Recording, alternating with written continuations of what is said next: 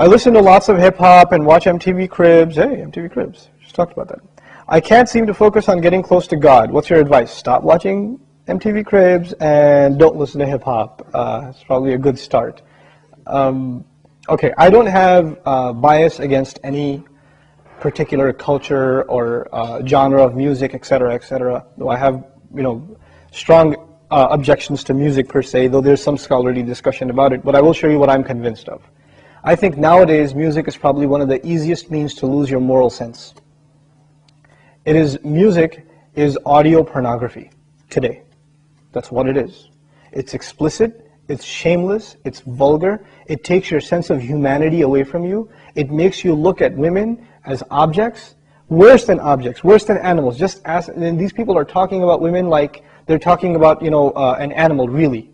It objectifies women, and especially I've noticed a lot of the brothers that I know of Muslims that are really into the hip-hop scene, and they're kind of doing the hifz of the song, right? They're memorizing the song, and they're really good at reciting it with perfect tajweed too, right? And so they do that, and it's just horrible language, horrible, horrific language. The only simple response I have to that, if you have any regard for the Book of Allah, that you really think it's from Allah, بِئْسَ الْإِسْمُ الْفُسُوقُ بَعْدَ الْإِيمَانِ. Even the name, the mention, the word for something bad is terrible once you have faith. Even the mention of something terrible is horrible for you, it's harmful for you after you have faith. You have to have a clean tongue. You have to say what قُلْ لِعِبَادِي يَقُولْ الَّتِي هِيَ أَحْسَنُ. Tell my slaves to say that which is the best. Say what is the best. Say good things from your mouth.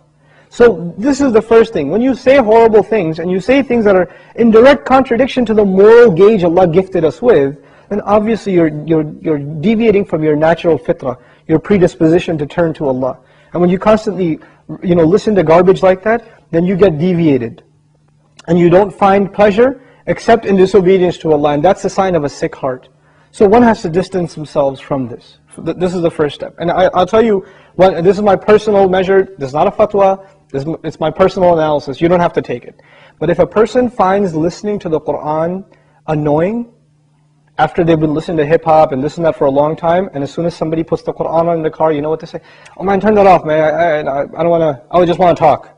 And they immediately, they get a little annoyed when they hear the Qur'an. That actually means the shayateen have taken over. And they're constantly making waswas out of this person. Because what do the shayateen hate the most? Yes, they hate the Qur'an. They hate the word of Allah. They flee, it hurts them. So you know what they do? Because this person has let the shayateen, the devils, into his heart, they start pinching at his heart when he hears Qur'an, and he says, I don't want to hear this.